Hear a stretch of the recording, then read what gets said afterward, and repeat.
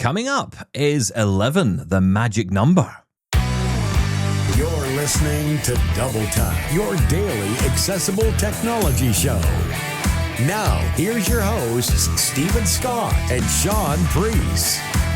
Hey guys, welcome along to another episode of Double Tap. Shaun Priest, how are you today? Radiant, sir. Radiant. I think you'll find, according to the song, 1 is the magic. 1 is the magic number. Isn't I think it was 3 is the magic number in that song, wasn't it? Oh, it could be 2. 2 isn't it? Yeah, we don't. Feedback at doubletap.com. Right, we're off and running then. I see we're off and running, as always, in the usual Double Tap fashion. Sorry, you confused me with your coming up. It was very cryptic, Stephen Scott. Well, you see, everyone's very excited at the moment around ElevenLabs. You know, this is the company that can really do really good text-to-speech. Magic, yes. Yeah, really good. And they have loads of different voices. Now they're adding more emotion capability into it, so you can almost add like tags into the audio to say, I want some expression here, or sadness here, or happiness here. I think a few people might ask for that. Here yes. On the show. Yeah. Can we do that live? Tech here. Yeah. Information here. Tech. Yeah. Useful stuff. But look, ElevenLabs are kind of growing into this platform, which is all around text-to-speech, but they've just announced a new video, which was sent to me by our good friend Alison Malloy, also TJ Malloy as well. No, we get all these fans in the one house. It's great. I know. Double trouble. Double trouble indeed. Well, Alison sent in this email to me and she said, listen, you might want to check this out. This sounds kind of cool. You and I have talked all the time about what the potential is of AI. And I hate to say it, but we're still living in potential land, okay? Because what I'm going to show you here is a little video that was put up by ElevenLabs introducing what they're calling 11AI. Now, this is a proof of concept idea, which they're putting out there for developers so they can use the ElevenLabs voices and the platform to build that into whatever they are creating, to build it into whatever integration they would like. So it sounds a little bit, well, what you're going to hear, it sounds almost like they're suggesting they're creating their own version of like a Lady A or a Lady G or a Lady S. I'm not entirely convinced that's what they're up to, but let's watch the video and let's see what you think of this, okay? Hi, Eleven. Good morning, Jay. When's my first meeting? It's in 5 minutes. Who's it with? It's with your boss, Jay, for your 2025 annual evaluation performance review. Oh, great.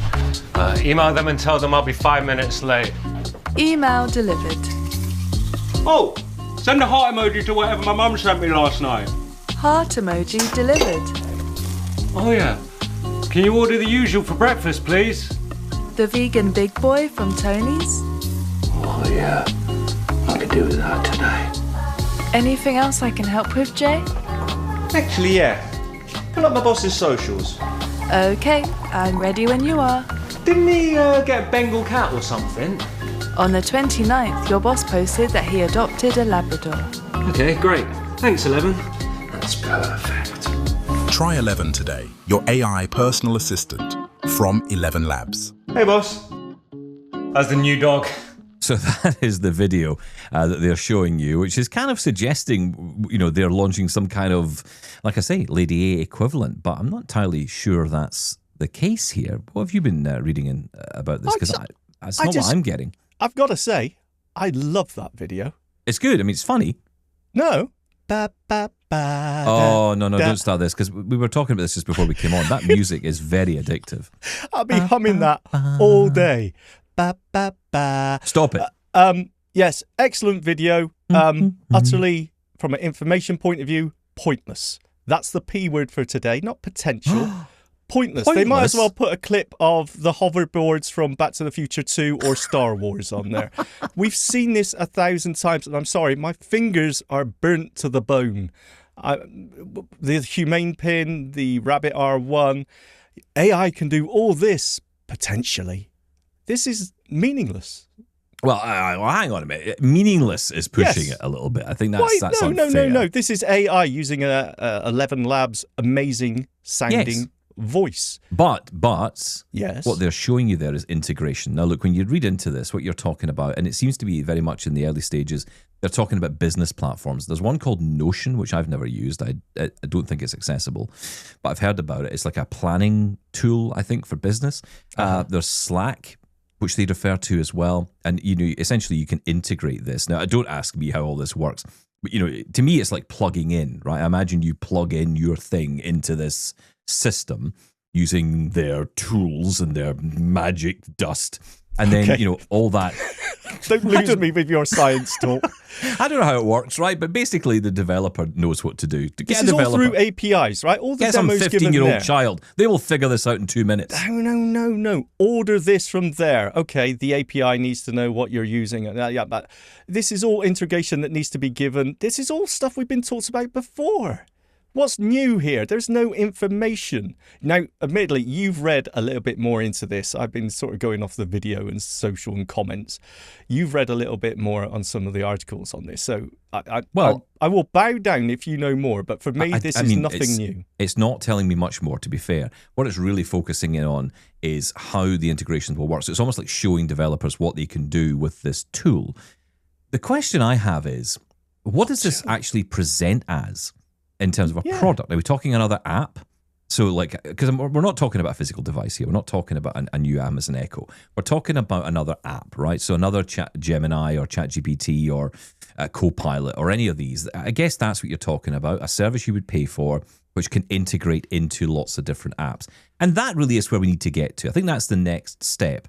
Because, we're all very excited. And look, I am saying this well aware that the majority of people listening probably don't get into AI in any way as much as we do, and even probably don't care about it. I mean, as much as I rail about Siri and Apple Intelligence on the iPhone, the reality is a lot of people don't even use those features and don't even care about those features. They just want the voiceover bugs fixed and the stuff they use every day to work and the websites to be more accessible and the apps not to have unlabeled buttons.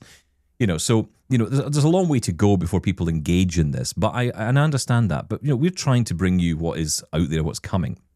And I think this is quite interesting to me because this kind of takes us to the next level of, okay, so we've talked about how we can talk to our devices. We've talked about the expression, we've talked about the type, the tone of voice. Now we need it to integrate into other things because, as I've said before on the show, the challenge is, it's great that you can ask the question and find out when, I don't know, Sheena Easton was born. And that's great, local girl. Yes. To me, I should say. Not local to the world. to everyone, yes. But, I can find that out and that's great. But, I kind of want to do more. And, the one example of this, the actual one tangible example of this I can talk about today is, funny enough, something that was developed for blind people, and that was Inner Search on the phone. It's the first time I've really seen something which literally delivers something to you.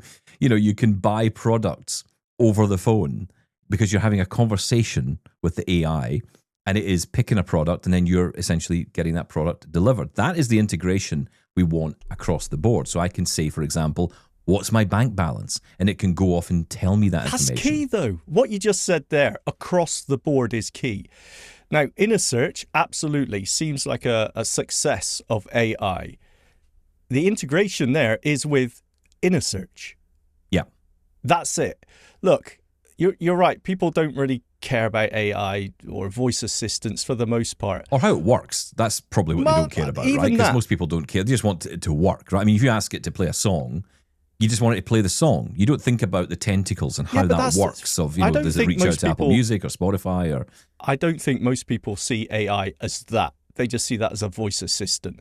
I think that video we just played there is exactly what people want. They want that personal assistant. They want that personal secretary, able to pull this information from all your sources.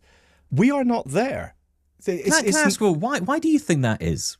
Because to me, does that not seem like the easiest? Does that not seem really low-hanging fruit in some ways? It does. And I don't know why that is. I think a lot of these services are simply, look what Twitter did with its third-party API access, which basically killed a lot of the more accessible Twitter applications for us. You know, they want to charge for that. And you could argue they're providing that service, and rightfully so they should.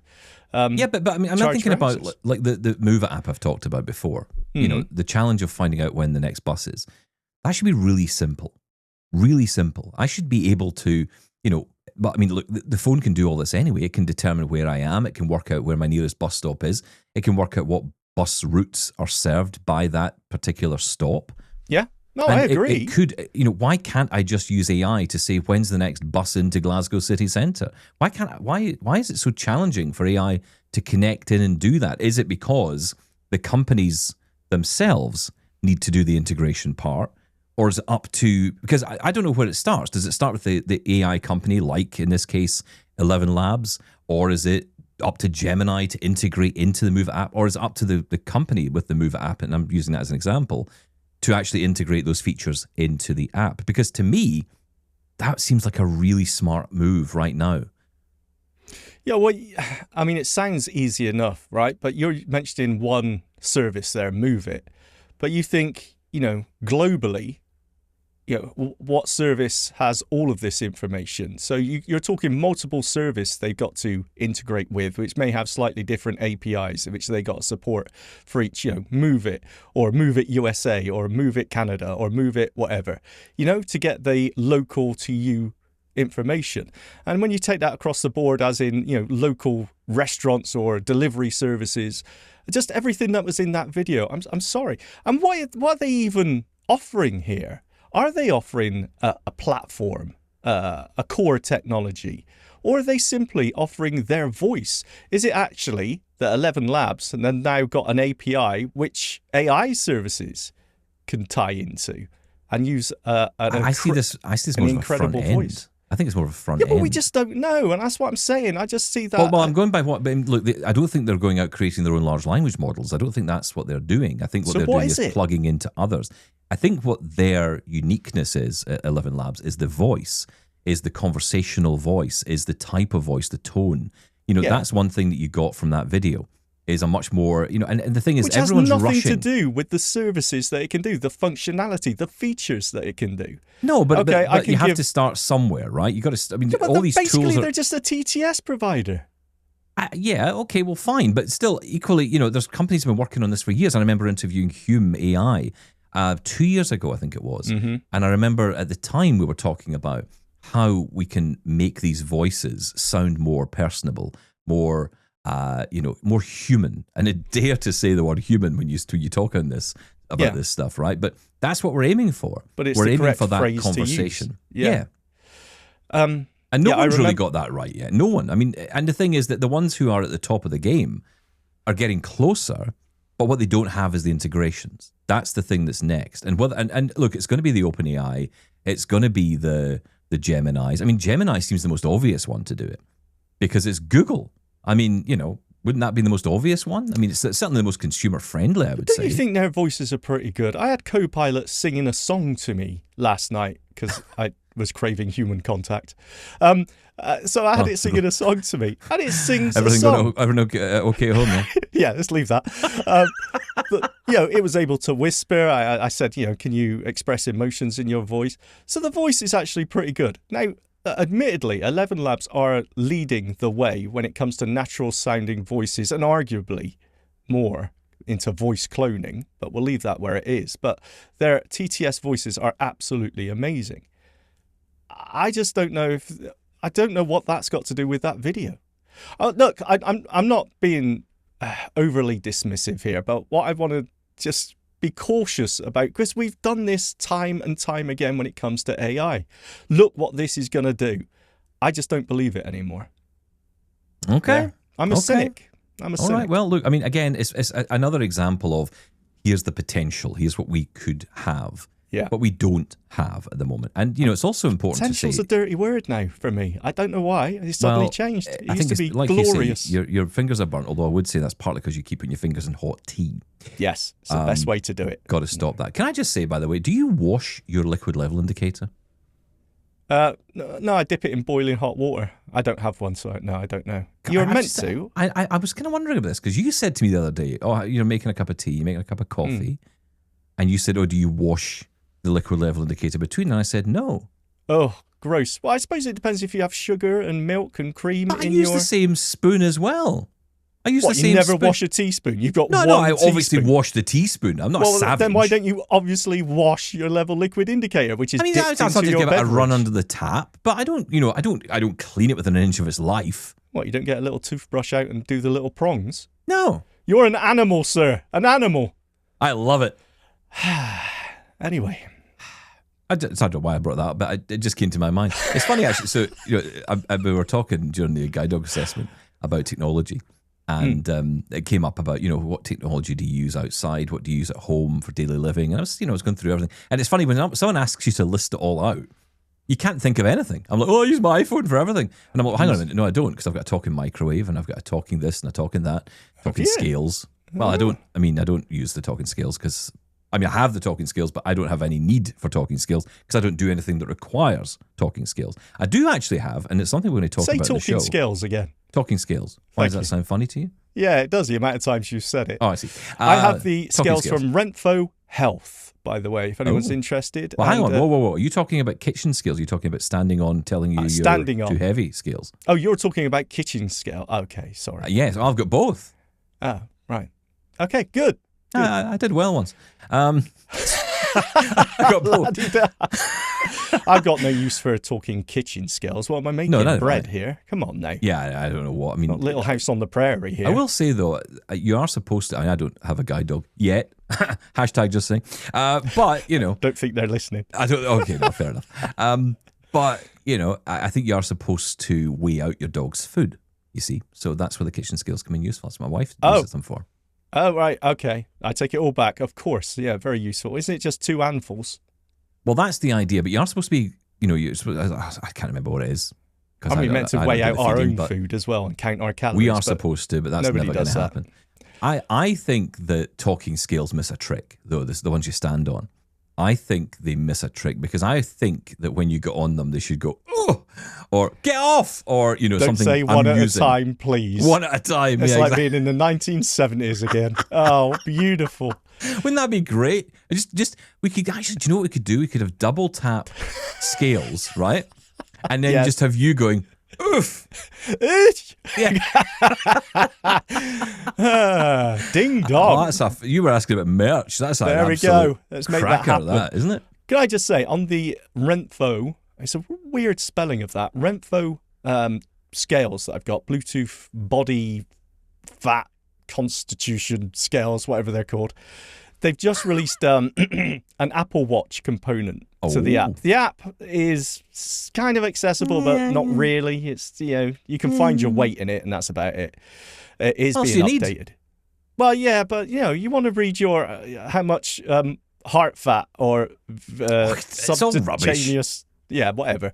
But no one cares. Be quiet a moment, please. Honestly, on the Apple I'm being Watch, silenced. On the Apple Watch, they now have an app, Renfo Health app, and it's just got 2 buttons on it: monitor or history. And you just tap on monitor, step on the scales, and the Apple Watch will shout out your weight. Oh, that's good. It's great. It's easy. I like it. And you can get the history as well, right? So you do a week at a time or whatever you want to do. You can. I don't look at the history. I don't want to know. It scares me. Do you ever go on those scales? Because you said to me you never go on them. I've started to now. Now I've started to actually lose a bit of weight. Yes. It's only when it's in the downward spiral, isn't it? You start thinking, okay, now I'll do it. I throw them away again. Can I just say as well, because I may have mentioned those scales already, but talking of things I've already talked about, the Windows Start menu and the problem I'm having with both JAWS and NVDA, where you bring up the Start menu to start typing something like Edge, and as soon as you type something, it says no edit fields, because it thinks it's on a web page doing a first letter navigation instead of entering text. It is becoming unbearable. And I did notice on AppleVis there's a thread by our good friend Callum Stoneman. Stoneman. Saying he's noticed this problem as well. And there is an answer in there saying apparently the new version of NVDA 25.1.2, there is another update, by the way, check it out. And an add-on fixes this. I haven't tried it yet, but I will do, and I will get back to you. Apparently the latest edition of JAWS as well addresses this problem, but according to that thread, it still doesn't fix the problem. So if anyone else has found a workaround or if they find that their Jules works okay with it, let me know. I'm not going to get into any detail because I said I wouldn't, but I did download iOS 26 on a separate iPhone just to have a little play. I will say, very stable for a very early beta. I think there's a new beta 2 that's just come out. I haven't downloaded that yet, but I was quite surprised actually at how together it was. I wasn't expecting it to work very well at all. I mean, with voiceover, but it's been fairly steady. And someone was telling me from a visual point of view, it's very slow and quite laggy because of the visual transitions. But voiceover obviously just it completely disregards all that and just jumps past it. So it's actually been quite all right. So that's a good sign. That's a good start. Quite all right. This is the beta 1. Yeah, we all know what we expect with betas, right? I mean, that's why you don't download them to your main phone. Exactly. Don't do it. I'm just having a play. Yeah, you're fine. You got a second device, so you'll just throw it away and pick another one out of the tech drawer if it breaks up. But yeah, you're right. Beta 2 has just rolled out, I believe, for macOS as well. So on the subject of Mac, the ChatGPT app that is for the Mac, has got, I think, the screen reading capability, or not screen reading, but it can see your screen. Screen share, they seem to call it. I don't know if ChatGPT calls it that, but most of the others do, yeah. The ability to see what's on your screen. Yeah, so it's great if you can get the app to work, which you can't. The app is almost unusable on the Mac, and it's really, really disappointing. I'm not hugely surprised, but I am finding it more and more surprising in some ways that all these apps, Copilot on the Mac especially, I don't so much, can't speak for the PC, but on the Mac, Copilot, the Gemini, I don't think they have an app for Gemini. I think it's just the website you use, which is probably a little bit better. I haven't really dug into that, but I did try the ChatGPT app and the Copilot app. Both of them are really bad for accessibility. It's not a pleasant experience. The ChatGPT app is a little bit better for reading the text. So if you're just having a text chat with it, the chatbot bit is fine. I mean, you can jump by heading and you can navigate through buttons and stuff. So it's all okay. But any sort of video related functionality on any of them is pretty bad. And even Copilot on the PC, on the Mac side is poor, if I'm honest. It's poor. Very hard to read the text. Well, it's awful, isn't it? This is maybe the cutting edge of technology. I know, this is the latest thing. Future, and accessibility is, whatever. Yeah, but it's funny, right? Because all these companies are standing up saying, oh, well, AI equals accessibility. And you're like, yeah, but if I can't even get in the door. If I can't use the AI in the first place. What's the point? You're saying apps here. So have you tried it on the website? Is that any different? No, I've never tried the web versions of it. I know some people prefer the web. I don't mind the ChatGPT app. Just for the text, that's okay. I find, and I use that every day, and I find that okay. I get to what I need to get to, and I can read everything, and I can navigate around it, so I'm fine with that. I don't love the layout of these things. I think that I haven't tried the PC side. I assume there's a ChatGPT app for PC. I don't know. I just saved the website as an app on my desktop. So I just probably a smarter way to do it. The website just works fine for me. It's nice and quick, nice and responsive.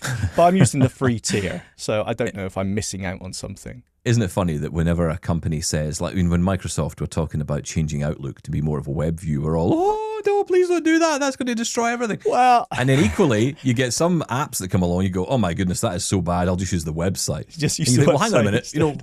What's the issue here, Well, I think the main point is that I can use the quick navigation keys, so I can quickly jump to the edit field. I can quickly jump to a heading, which is usually the start of the conversation that I want to review. So it just makes it easier from that point of view. And I'm just going to say, as you jumped in there, it's funny. Copilot, the actual app on Windows, I think isn't bad for accessibility. Okay. Except the navigation makes no sense. You seem to be going around 1,000 times and, now it's different. And if I tab and then shift tab, I get a different option that wasn't there before. And I think that's down to, again, it's that universal Windows app experience, that web-based app experience. It's just not great for screen readers still. I don't understand it. Well, that's just like a Mac. So you're getting more and more Mac-like every day there. Yeah, beautiful. We're coming together. You see, it's nice. We're having the same experiences as we are. I want to mention as well, I haven't tried this, but I'm very tempted to install it. I don't know what's going to happen to my phone if I do this. But there's a screen reader called Prudence. Now, I think we talked about this on the show. I think it made it into the interview. I could be wrong, but we did an interview with John Dyer, and we were talking with Carrie Morales, and I think this made it in. I may have had to take this particular part of the conversation out for time. But either way, we're going to come back to this topic because Prudence is another screen reader for Android. So is this the new, I'm always getting mixed up, is this the new commentary, or is this I was just going to ask separate that to question myself, because I understand commentary was the third-party screen reader for Android that a lot of people were very excited about. And I wasn't sure if this had simply changed its name, but this could be a completely different one. Honestly, I don't know. But again, I've seen some talk about this as well. So we'll have to look into it some more. I've heard some good things from what I'm hearing. I think the only concern is what exactly is the data that it collects? Where is this data going?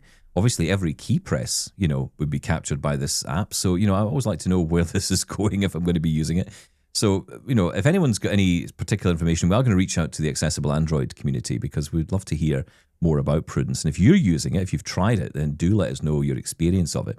Because, I'm always interested in trying these things. I mean, John Dyer has been a really interesting guy who's been coming on the show, because, you'll find in every camp there are the fanboys and the fangirls, right, who'll just defend and defend and defend, sometimes the indefensible. And, Yes. I'm not saying TalkBack is bad. I absolutely wouldn't say that. But, what John has said, and I think is really interesting, is that there are better experiences using an Android phone, using a different type of screen reader, which suggests that at the heart of it, there are problems with TalkBack that need to be addressed.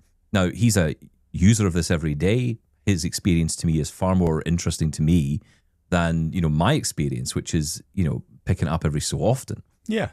So I'm with it. Yeah, I'm taking his word on this. And, I think it's important we hear that side of it. But he has said that Prudence and certain other third-party screen readers that have come along, which, of course, that's one of the benefits of Android. You can do that. That's, they are better. So, yeah, I'm intrigued to learn more. Let us know. Get in touch. Let us know your thoughts if you've tried any of these out, any third-party screen reader for Android. Let us know about it, and we'd love to hear more. Right, look, we're going to take a short break. We're going to come back with more of your emails, because we have plenty to get through. This is Double Tap. We'll be right back. Double Tap thanks Pneuma Solutions for supporting this podcast and for championing the belief that access to information is a right, not a privilege. From the classroom to the workplace, Pneuma is transforming how organizations deliver accessible content, empowering blind and print-disabled people to engage fully, independently, and securely. Whether it's providing remote tech support through Remote Incident Manager, turning inaccessible files into readable ones with Scribe, or making virtual meetings inclusive with Scribe for Meetings, Pneuma's cloud-based tools are paving the way for a more inclusive digital world. Their work isn't just innovative, it's essential. And to celebrate our partnership, they're giving away 10 Remote Incident Manager and 10 Scribe for Document subscriptions exclusively to the Double Tap community. You can sign up at doubletaponair.com/subscribe for your chance to win and stay up to date with everything we're working on. Email, we get email. We get your email every day. Every day. Here's your mail today. Shaun Priest. Ba, ba, ba. What am I going to do with you? Ba, ba. Sorry, what have I done now? I don't know. Right. That was weird. Okay. I'm so sorry. Please, the emails. I love how you instantly apologise. You have no idea what you're apologising for. I know. You just apologise. It You're saves very time. well trained, I've got to say. You're very well trained. Right, let's move to a couple of emails then. We've got plenty to get through. We're going to start with Joel. Hi, Stephen, Shaun, Laura. I'm working my way backwards, catching up with podcasts. This is regarding the May 6th episode, specifically lack of WhatsApp support on older iPhones and Apple's success with ARM migration. I am not an iOS developer, but do have experience with SDKs and APIs, software development kit, and application programmer interface. Also, I'm always happy to assert my opinion in areas with which I have a tangential knowledge. SDKs and APIs are how developers create programs. They evolve to support new functionality available as internal electronics and peripherals improve. Existing functionality often becomes a liability, i.e. legacy code. Developers would love to simply delete all that legacy stuff, but other developers would be very upset when their programs stopped working. Thus, deprecation is a long, tedious process. I suspect WhatsApp support ending on older iPhones is due to this deprecation process. It would be resource-intensive for the WhatsApp team to maintain different apps using features no longer supported in newer releases of iOS. Yes, that sucks if you have an older phone and cannot afford to upgrade. Stephen, to his credit, has mentioned very accessible experiences with TalkBack on cheaper Android phones. Maybe consider that route. On the other side of the coin, Apple draws a line in the silicon and says we're switching to ARM and no longer supporting Intel. If you want your programs to work, you had better update them. That makes the switch cleaner, and less legacy support means fewer bugs and more efficient systems. And Apple can do that because, well, they're Apple. And you'll take what we give you and thank us for it. I suspect no one is running critical systems on Apple products. Whether any critical systems should be running on Microsoft products is a great question, but too late now. It's simply reality and results in more complicated process for Microsoft. Cheers, Joel. Do you know, it's such an interesting point, Joel. I've often thought this, Apple is known for its, rock solid stability for many years. I mean, it wasn't always like that. I remember the 90s when it was anything but rock solid. And then 2000s and 2010s and into the 20s, it certainly has become more robust. And you can see it for certain applications. It really is the best system. But yet, it's Microsoft which tends to lead the charge in pretty much every area of enterprise and business. And I just think that in itself is legacy. It's not because Mac isn't good at the stuff. It's just that they've employed all these systems and they're not going to change them. I mean, it's everything. I mean, we're talking about war. Everyone's talking about war right now, right? All the war systems, is that a phrase? The war equipment. All these things are running on like floppy disk Windows 95, right? I mean, it's ridiculous. The nuclear system that is in the UK is run entirely off Windows 95 and floppy disks. Well, no, Joel was absolutely right. Hospitals, all those trains, everything's running. Because it's a huge thing to just suddenly change, right? And because so many, I was just going to say people, but so many people, organizations, whatever, rely on that structure being there, if it suddenly goes down, that service falls over. So, absolutely, it's correct. And maybe you're right. Maybe it is all just because of legacy. The Microsoft have got in there first when it comes to enterprise. So the companies just sit with them. But, when it comes to servers and internet, it's all Linux, right? So everywhere has its place. And Apple and Macs especially has always been, that's creative. That's desktop publishing. That's, so perhaps they just get their place and stick with it for now. And Apple moved away from that, though. I mean, Apple used to have, remember they used to sell servers? The X serve was the last one, I think. And even the Mac Mini had a server option as well. They used to sell those, but that's all gone now. They don't even do that anymore. So, I don't even think they even work on the basis of that they'd even for that market. They would even sell a product into that market. Probably because they know they wouldn't. I think that's it. As simple as that. I think they know they just wouldn't. Working back through the podcast, though, and trying to think back to that, where we talked about, that was the announcement that WhatsApp was going to be removed from certain iPhones, from the iPhone, I can't even remember what it was now, I don't want to give the wrong information, but probably, let's say, from the iPhone 5 downwards, that you wouldn't be able to run WhatsApp anymore. And I did we not say during that episode, I think it's reasonable enough. You can't, as Joel said there, you just can't simply keep the code going when the operating system, it's just impractical. The argument I think you made at the time was that, there are a lot of charities. You and your memory. Well, it's a good point that you brought up, though. So it's well worth bringing up. Please, continue. Thank you. Well, please continue with your thoughts. But, you were talking about charities that, were giving out smartphones to people. Those phones were donated by people, often older devices. You see this a lot, give your older devices to charity and they can be refurbished and then handed out to people who can't afford devices. And often the problem is those devices were now too old to be running apps like WhatsApp. That's right. Case. And that is a shame. Now, it's an interesting point you make there, Joel, about, you could just get an Android phone. Again, for that particular group of people, they're not going to have the choice. It's funny. I've had this conversation recently with someone, they oftentimes will meet someone and, the first thing a tech trainer might say is, okay, are you wedded to this Samsung phone? Because I think you could really benefit from an iPhone. But the problem is they've just spent the money on this thing. And now that's what they're going to use because that's all they can afford. Isn't that biased, though? Isn't that the same as, access to work or whatever, employment support services in your country saying, oh, you're blind, you need jewels. Oh, you're blind, you need this Braille display. You know, Yeah, isn't it can that be, just yeah. actually, no, there's choice out there now. There's absolutely nothing wrong with charity organizations saying, yeah, we can give you a loaner device for training purposes, but it's an Android running WhatsApp. I think it it's depends who you affordable. speak to, right? Because a lot of tech trainers will know Apple very well and not know Android much at all, and so they'll prefer Yeah, to of go down course. the Apple route. We're talking legacy again. Well, that's right. There's a hangover here, and there's also a Yeah. hangover of opinion that Android is less than, and that's not the case anymore. But it depends on what you're talking about. It depends on the device. Depends on what the people need to do.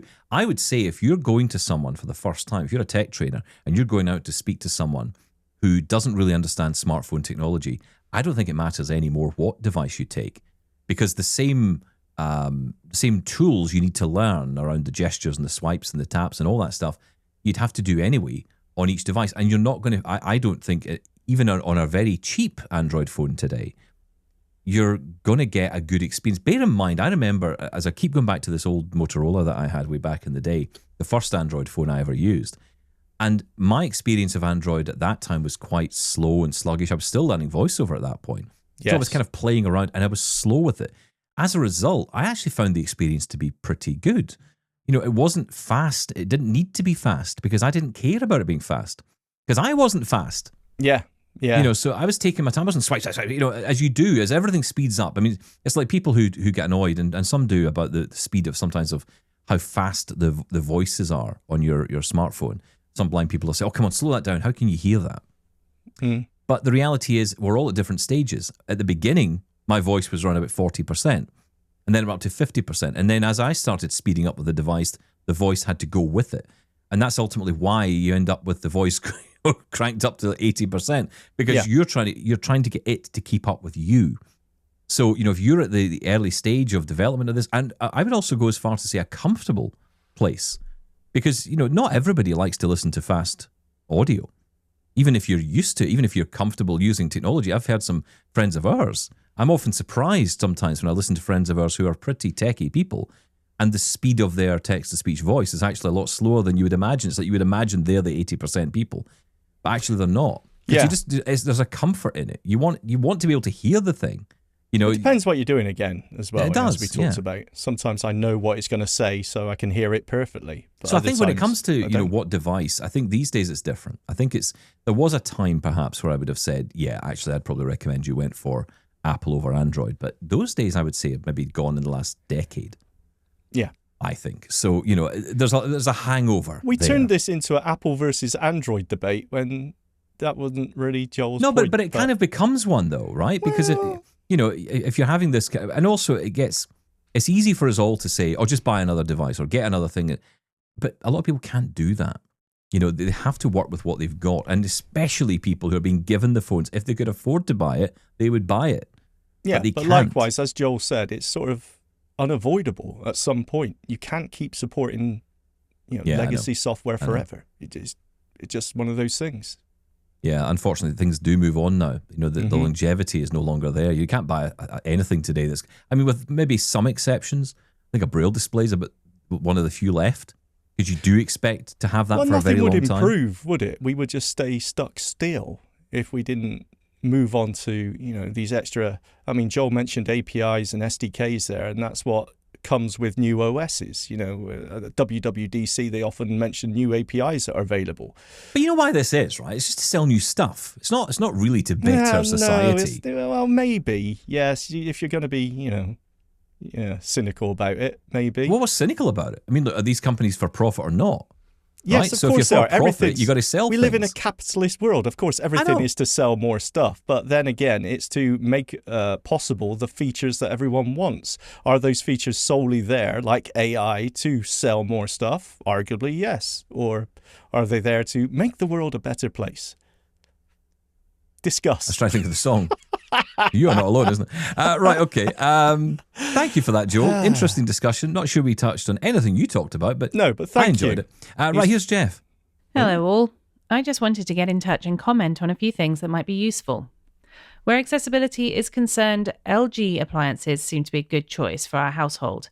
It is the more techie kind of access though. The LG app lets you connect to the appliances, washer, dryer and refrigerator, so far to your Wi-Fi, and the app lets you create virtual rooms in your virtual house, like kitchen or laundry room. Then you associate the appliances to the proper room, if you like. I know that LG laundry equipment was demonstrated on the podcast, and I can report that limited aspects of my LG fridge are accessible in the app, as well as some diagnostic information should an appliance develop a problem, as mine did, when the fan blades started to slip off the motor. I do, however, agree that actual physical buttons and dials are much easier to deal with than having to open an app on the phone, sometimes. I do like to be able to turn the center dial of the washer or dryer and to have my phone echo back which choice is highlighted. What would be the cost to put that voice right on the appliance?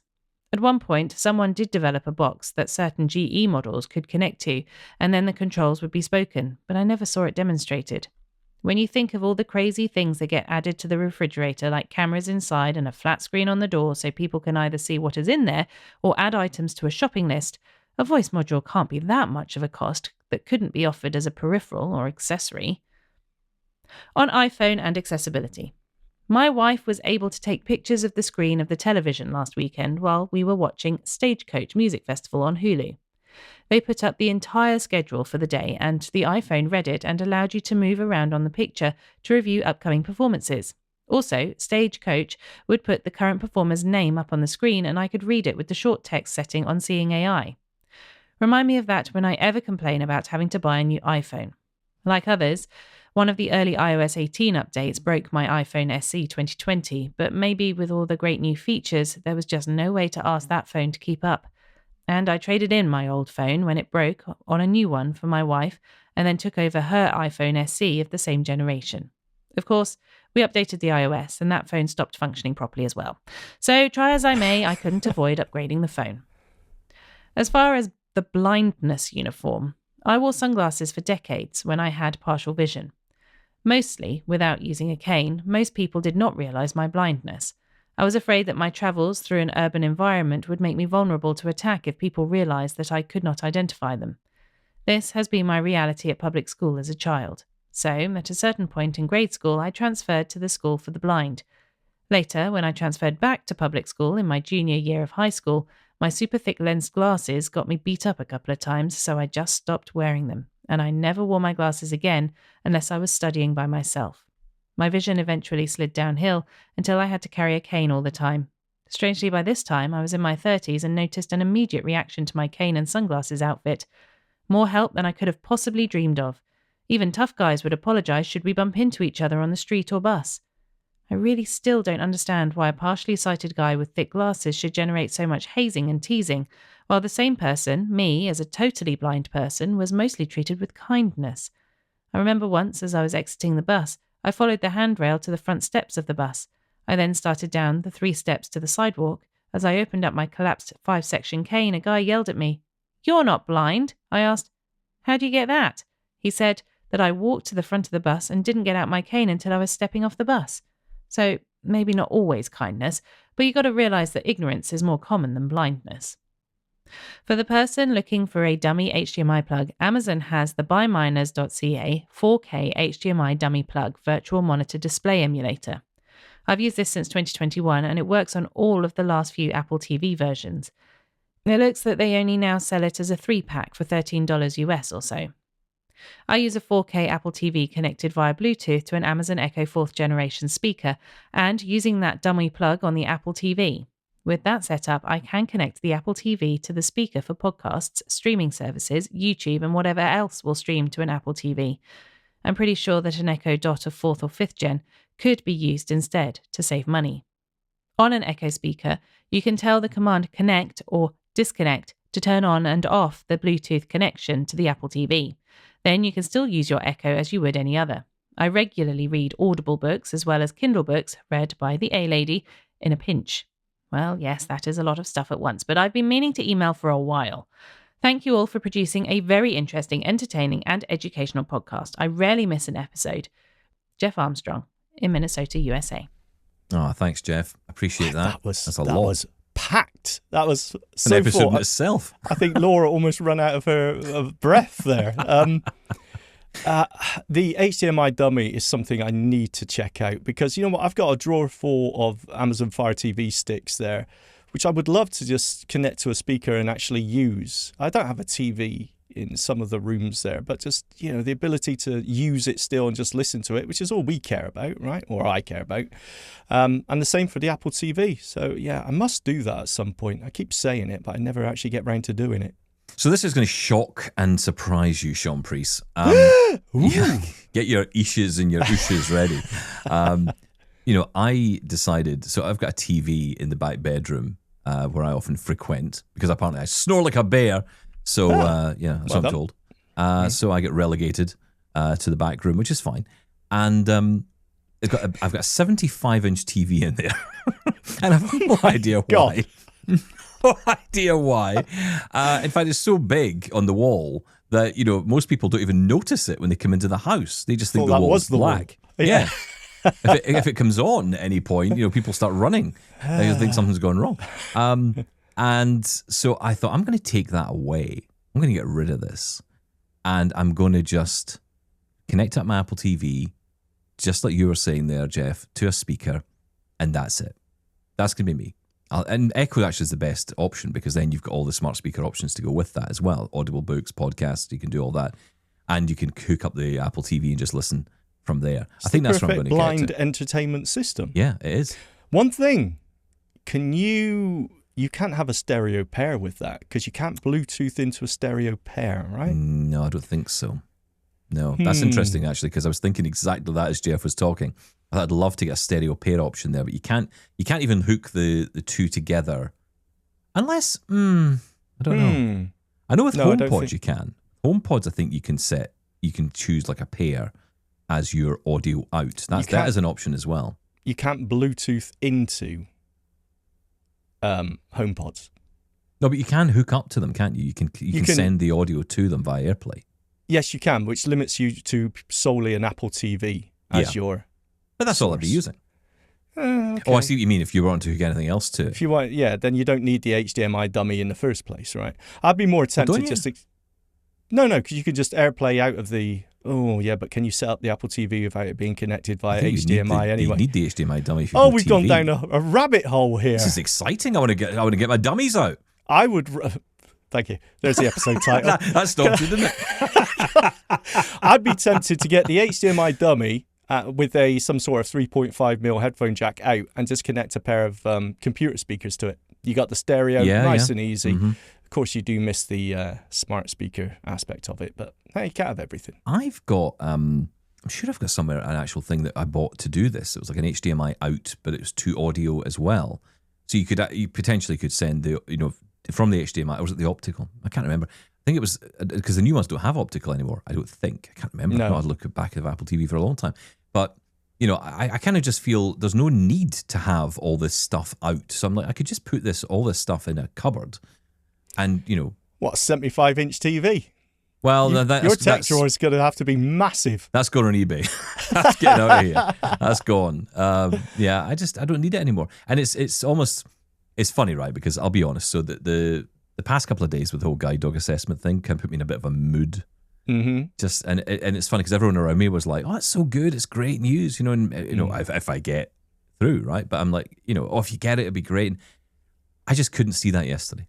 Did it force you to confront the reality of your situation? Yeah, because I'm sitting there thinking, God, is this where I'm at now? And I know that sounds terrible. And again, this is the reality of living like this. You know, you have people around you who will say, "Oh, but it's great and it's good for you and it's fantastic and it's going to be wonderful and it'll unleash independence." And unleash, I like that bit. And that's great and it's all true, right? But there's a hill to climb before you get there. And the hill to climb is the almost acceptance of this new stage. And it's not that anything visually has changed in that period. It's that you're having to accept where you're at. Like when someone says to you, "Oh yeah, I mean, I totally can see why you need a guide dog." It kind of like hits you like what, really?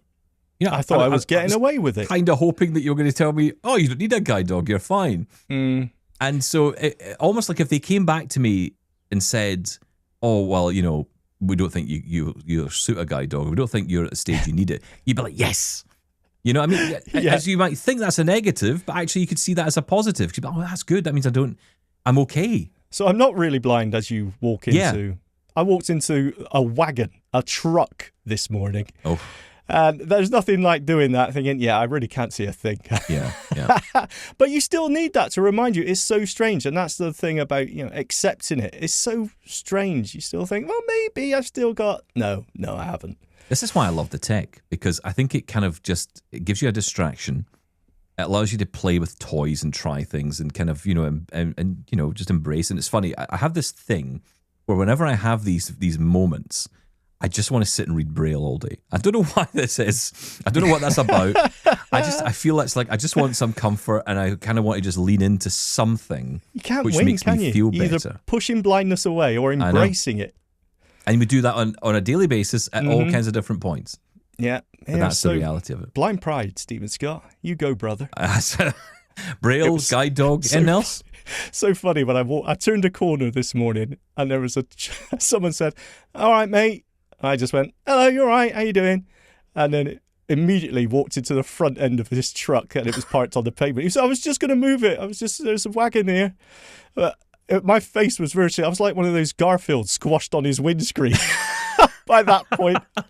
Oh, God. I said, "Oh, it's all right. Don't worry about it." But, there was a van parked and I knew it was a van because the engine was running, and it was parked up on a curb, which was, and I don't know where it is, if it's across all of the UK, but I know in Scotland where I live, there's rules now against parking on pavements. You're no longer allowed to park on pavements. I know. You're so progressive in Scotland. Absolutely. So, this is obviously for disabled people, but it's for people who, have pushchairs or all that kind of stuff.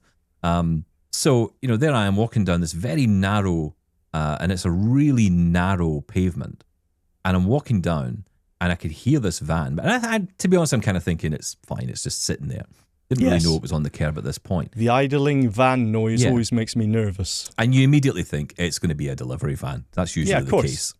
And the next minute I can just hear the feet running and this guy's like, I'm coming, I'll move it now. And all right, okay. So I just stopped dead because I don't know what's going on. Yeah. So is he just parked up on the curb now? Does he think I'm going to walk into it?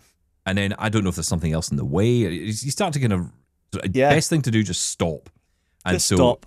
I heard him drive away. He jumps in the van and drives away.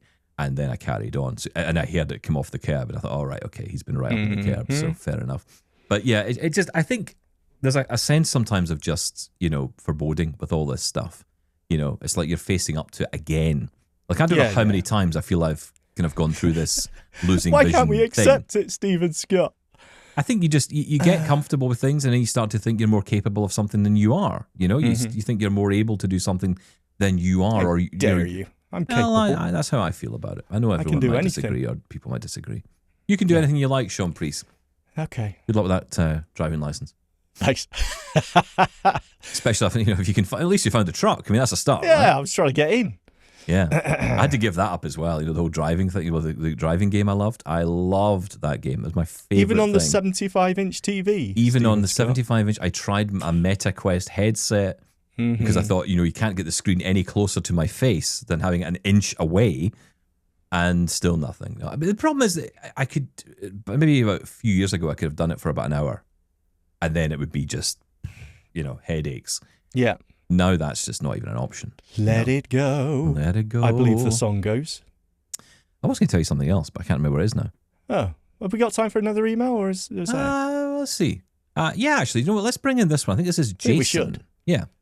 Hello, everyone. Are there any blind people out there using global PTT radios? I recently acquired a P0 and an MX2 model. The P0 is not accessible, and the MX2 does tell the volume level and group name, but not the group members. Is it possible to activate voice prompts on the P0? Are there any other models that are more accessible? The Global PTT website is not very accessible either. If anyone has any advice, I would like to know. Thank you. Respectfully, Jason.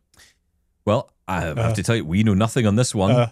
I know absolutely nothing. Tell you I know nothing here, but I'm happy to throw this one out to the audience. PTT, is that push to talk? Are we talking walkie-talkie radios here? Zello, that's what you want. Zello, we tried it last night.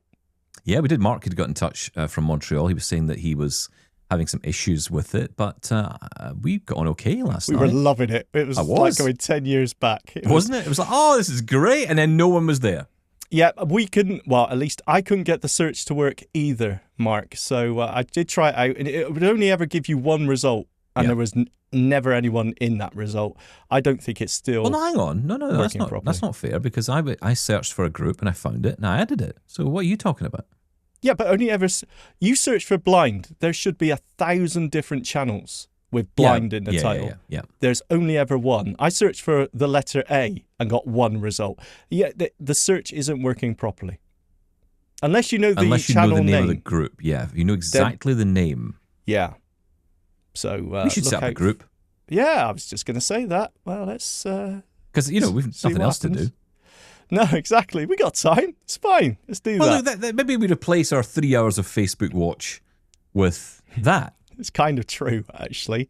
But yeah, we did test it out and it did work well. And also, I noticed that it did, if my phone was locked and I could still hear the chatter in the room. Yes. So the background audio is fixed, which is very nice. So you can hear if someone comes into the room and shouts out. Although, turn off notifications, because I've turned them on and now it tells you who's talking over the person who's talking. Sean is talking in Zello. Sean is talking in Zello. Yeah. It's like, I know. I'm trying to hear him. Yeah. It talks over you. Yeah. It's just like me, basically. Yeah. Anyway, very good. We're out of time. So thank you, as always, for all your emails. Keep them coming. We'll be back tomorrow with our final one of the week. We've got the dollop coming up as well. No, we haven't. Not sure we're going to talk about this week on the dollop. I think I might be talking a bit more about the guide dog experience. So, no, you're not going to get all emotional, are you? I might. You can join me. I think you need a guide dog. Who, me? Yes. I would love a guide dog, except I already have a family dog who is terrible and will not accept another dog in this house. So that's dog for sale. Right, we're back tomorrow with more. Bye, Shaun. Thank you. Bye-bye.